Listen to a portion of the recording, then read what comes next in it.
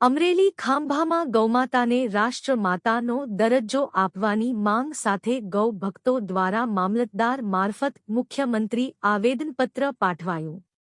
ભારતીય સંસ્કૃતિ અને કરોડો લોકોની આસ્થાનું કેન્દ્ર ગણાતી ગૌમાતાને રાષ્ટ્રીય સ્તરે સન્માન અને સુરક્ષા મળે તેવી માંગ.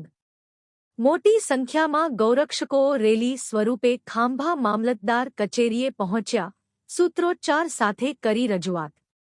ગૌહત્યા બંધીના કડક અમલ અને ગૌસંવર્ધન માટે સરકાર તાત્કાલિક પગલાં ભરે તેવી માંગ.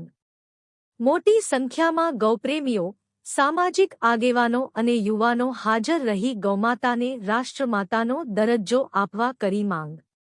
બાઇટ 1. મહંત હાર્દિક ગીરી, ગૌરક્ષક, અમરેલી. વંડે વડોદરા ન્યૂઝ. નમસ્કાર.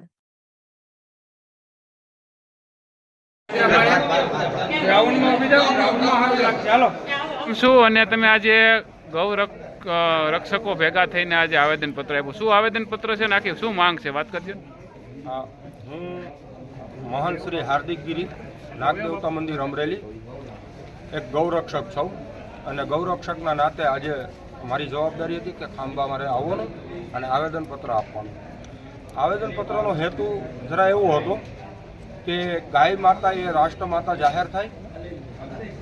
નાના નાના ગામડામાં જે ગૌચરની જમીનો હતી એના પ્રશ્નો છે, તો આ ન થાય. અને ખાલી ગાય છે એ આપણી માતા જ નથી, પણ વૈજ્ઞાનિક રીઝનથી પણ એ આપણને આરોગ્ય પૂરું પાડે છે. એમના ગૌમૂત્રથી લઈ, એમના દૂધથી લઈ, એના ઘીથી લઈ બધી જ વસ્તુ આરોગ્યમાં એમનો ઉપયોગ થાય છે અને આપણે કરતા આવ્યા છીએ આપણી સંસ્કૃતિ મુજબ.